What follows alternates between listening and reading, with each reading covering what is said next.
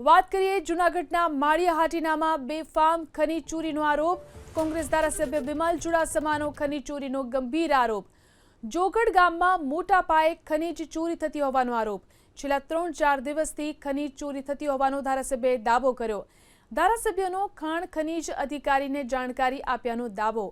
ખાણ ખનીજ અધિકારીને તેમને જાણકારી આપી હતી તેવો દાવો કર્યો ધારાસભ્યએ। ખનીજ ચોરીના લોકેશન પણ અધિકારીને આપ્યા હોવાનો ચુડાસમાએ દાવો કર્યો।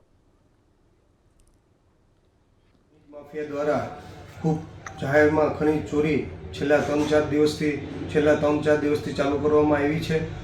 મારા દ્વારા ખનીજના જૂનાગઢ જિલ્લાના મુખ્ય અધિકારી કિરણભાઈ પરમાર જે હાલમાં પોરબંદર છે અને એમની પાસે જૂનાગઢ જિલ્લાનો ચાર્જ છે, એમને મેં ટેલિફોનિક વાત કરેલી કાલે અને એમને ત્યાં લોકેશન આપેલું।